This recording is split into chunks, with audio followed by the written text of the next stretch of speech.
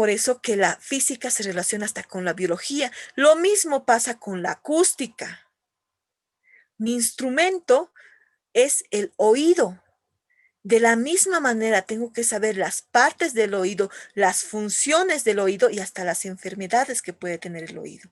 Y de esta manera se relaciona con lo que es la biología. Con la música, ahí vemos la acústica. Ustedes yo sé que han llevado en el primer curso, han llevado lo que es la acústica, la velocidad del sonido. La velocidad del sonido, bien sabemos que es 340 metros sobre segundo. Escuchamos, nosotros sin darnos cuenta, escuchamos, ¿no ve? La amplitud de onda, la frecuencia, todo eso es física. Imagínense, para sacar una transmisión se necesita física para ver a cuánto se va a transmitir, a cuánto va a ser la frecuencia, las magnitudes de onda, cuánto están yendo, la velocidad del sonido, a cuánto está viajando, a cuántos metros por segundo está yendo. Eso es física. Ahora en artes plásticas. Tal vez algunos han visto o no lo han visto, pero yo llevo lo que es el color. Y el color ustedes lo han visto en artes plásticas, han visto colores primarios, colores secundarios, colores terciarios. Yo tengo que explicar esos colores, cuáles son los colores primarios, cuáles son los colores secundarios. ¿Para qué? Para demostrar al último que el color blanco no es nada más que una propagación de las diferentes colores del arco iris. Y eso es lo que nos dice Newton. Todos conocemos a Newton por las tres leyes de Newton que nos dicen dinámica, pero Newton también nos dice eso, que si ponemos en un disco los colores del arco iris y giramos a una cierta velocidad, automáticamente se propaga el color blanco. Entonces, el color blanco no es nada más que que es la formación de varios colores. Y eso se hace con la física. Y eso demostró Newton. Y así vamos viendo durante el transcurso de todos estos años cómo las ramas de la física hemos ido estudiando sin que nos demos cuenta. Electricidad y electromagnetismo. Acá van a ver los que quieren estudiar electrónica o alguien creo que me decía ahí que va a estudiar electrónica, si es que no me equivoco. Y también hemos visto esto. Nosotros dijimos que nos íbamos ahora a concentrar, empezando nuevamente desde cero, en lo que es la rama de la física de lo que es la mecánica, sólidos y líquidos. En los sólidos se encontraba la cinemática, la dinámica, la estática, y en los líquidos se encontraba la hidrodinámica y la hidroestática. Acá vamos a ponerle un paréntesis porque ya se nos va a cortar. Por favor, vamos a volvernos a ingresar con el mismo ID, con la misma contraseña, con el mismo link que les he mandado. Una vez, ahora se va a cortar, volvemos a ingresar para continuar con la clase. Por favor, todos quiero volverlos a ver. Ingresamos nuevamente.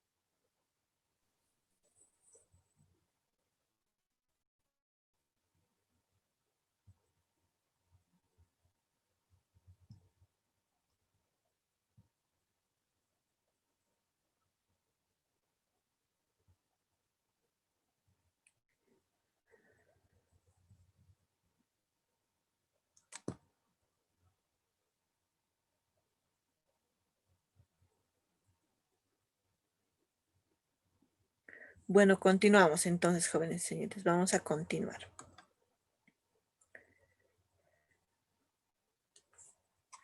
Ya.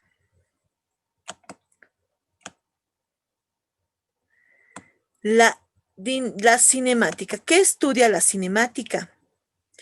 Yo les dije, ¿no? En la clase les hacía estas diferencias. Cinemática. Estudia los cuerpos en movimiento sin tomar en cuenta las causas que lo provocan. Por ejemplo, dice, un automóvil, una piedra, un cuerpo que cae de un edificio, un cañón que dispara. ¿Ya? También la dinámica estudia los cuerpos en movimiento y las causas que lo provocan. Acá, tanto la cinemática y la dinámica estudian cuerpos que se mueven. Ambos estudian cuerpos que se mueven. Dice, mira, en las primeras líneas dice, estudia los cuerpos en movimiento, pero la cinemática no le importa por qué se mueve. Entonces, la cinemática estudia los cuerpos en movimiento sin tomar en cuenta las causas que lo provocan. Atiendan muy bien y espero que estén aprendiendo. Les voy a preguntar. La cinemática estudia los cuerpos en movimiento sin tomar en cuenta las causas que lo provocan. Ahora, la dinámica estudia también los cuerpos en movimiento, lo mismo que la cinemática, pero acá y las causas que lo provocan. Y las causas que lo provocan. Entonces, a la cinemática no estudia las causas que lo provocan, pero la dinámica sí estudia las causas que lo provocan. Esa es la diferencia entre cinemática y dinámica. Ahora, la estática estudia los cuerpos en reposo y las fuerzas de equilibrio que actúan en ella.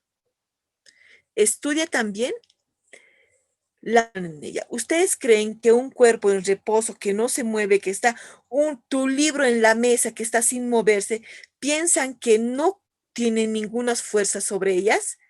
Ese cuerpo también sobre ese cuerpo también hay fuerzas que actúan sobre ella para que se mantenga en reposo. Por ejemplo, ahí está el peso, porque gracias al peso los cuerpos se dirigen hacia el centro de la Tierra. Y también gracias a la normal, ese cuerpo se mantiene en equilibrio. Lo han visto el año pasado en dinámica los que estaban en el colegio. Ahora, ¿qué más dice que estudia? Vamos a ver lo más importante. Ahora solamente vamos a repasar lo más importante. La hidrostática, hablamos de lo que es calor, energía acústica, electromagnetismo, el método científico. Tal vez en su texto no tienen lo que es el método científico. Tal vez van a llevar lo que es, van a llevar en lo que es métodos de investigación. Este tema lo van a llevar con más profundidad en lo que es métodos de investigación, el método científico. Dice, en la búsqueda e indagación que realiza el hombre sobre la realidad de las cosas, dice, para hacer una investigación hay que ver, hay que ser curiosos para ver el por qué es esto, el por qué, y preguntarse varias cosas y sacar datos. Dice, surgieron diversas ciencias cuyos estudios siguen un orden definido. Ciencias, surgieron varios conjuntos con varios conocimientos, varias teorías, las cuales siguen las siguientes reglas, dice. Primero, observación. En otros textos, lo que es el método científico, van a encontrar con otros nombres, pero son esos pasos que sigue el método científico.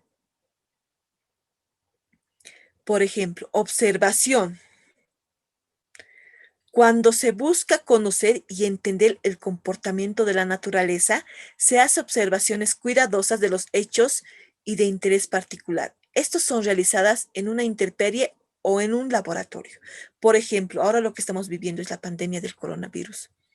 Ahora prácticamente me apena decir que esto es un diario vivir. Esto ya nos hemos acostumbrado prácticamente algunos. cuando llegó los primeros días acá al país, o escuchábamos, ¿no? Mi experiencia mía era que yo escuchaba en otros países, ¿no?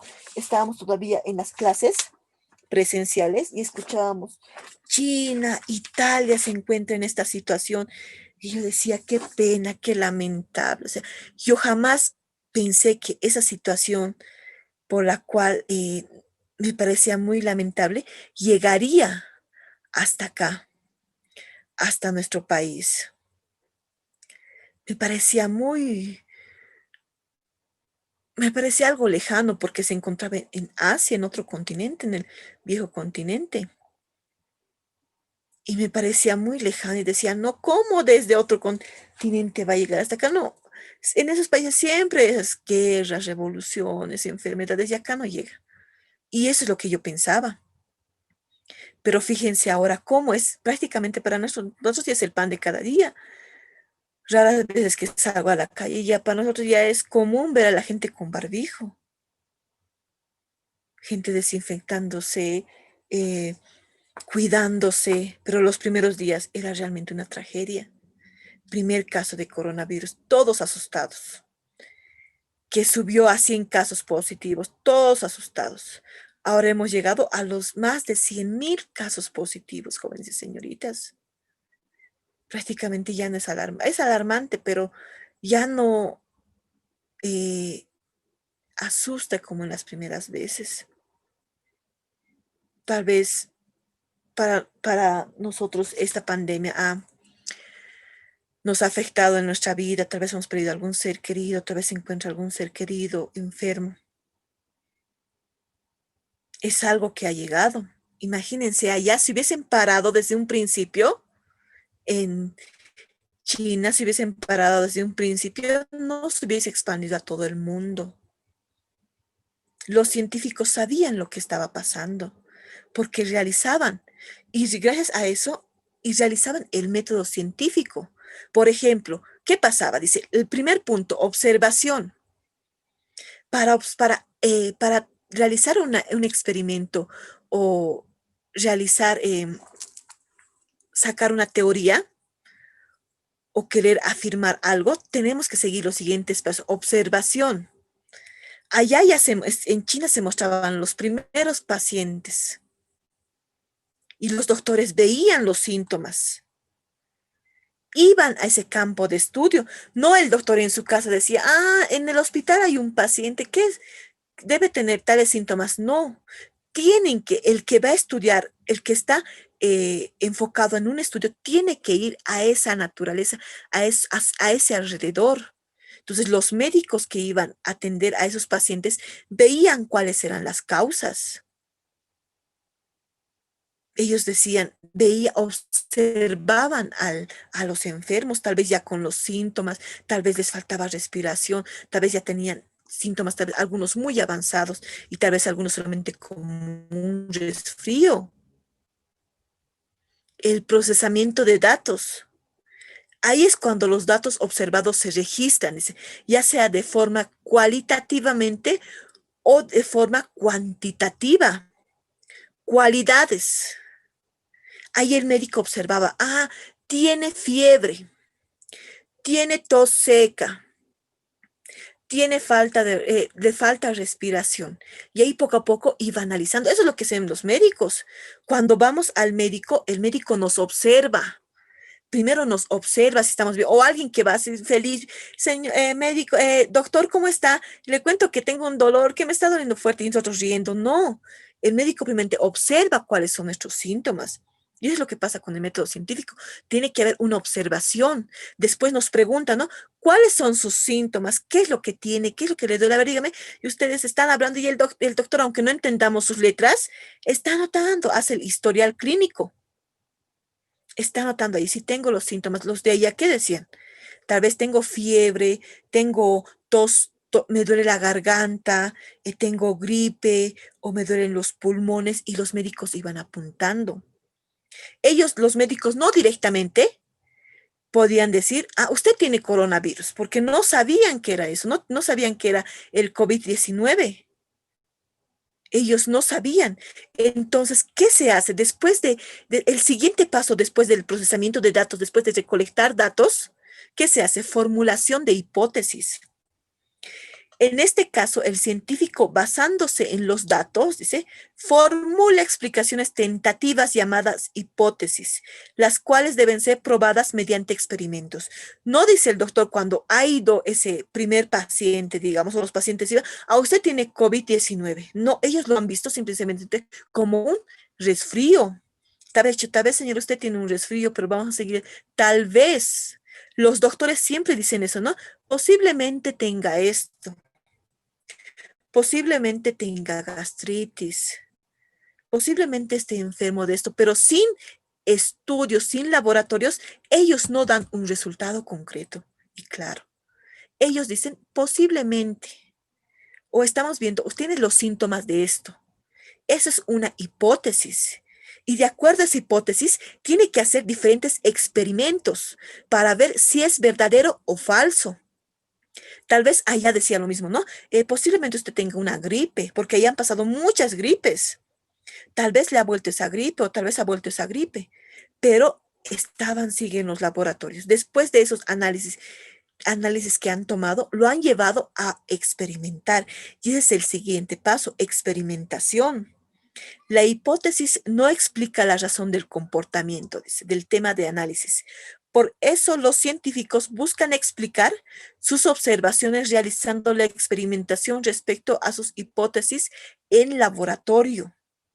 Una vez teniendo muestras, cuando nosotros estamos enfermos, digamos, ya necesito análisis de orina, necesito análisis de sangre, tal vez algunas veces de nuestros flujos salivales, o tal vez algunos depende que sea la enfermedad o qué síntomas tenga, nos pide diferentes análisis. Tenemos que llevar así, acá está el lector de mi sangre, acá está de mi orina, acá está de esto, aquí está, y vamos.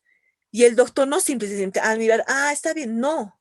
El doctor lo lleva al laboratorio y ahí es ahí experimentos, ahí es analiza. Y una vez teniendo el resultado, recién lo que da es la formulación de teorías.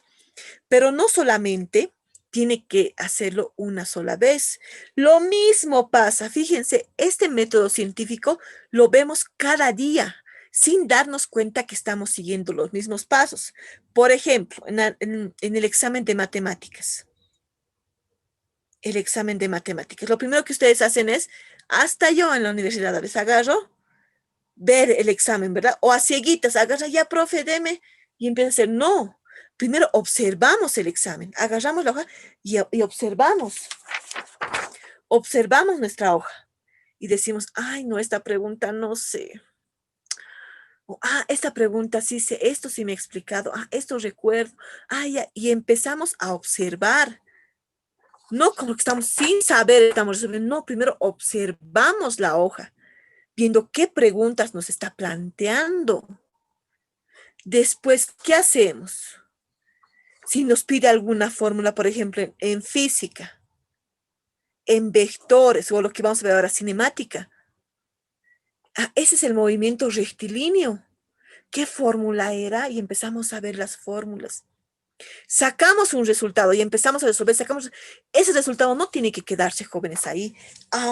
Hasta en las prácticas que ustedes me presentan o presentan en mate, física, química, no tiene que quedarse ahí.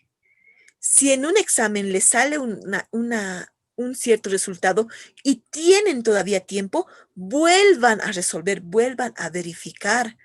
Apuesto que no soy la única maestra o el único maestro que les dice, verifiquen sus resultados.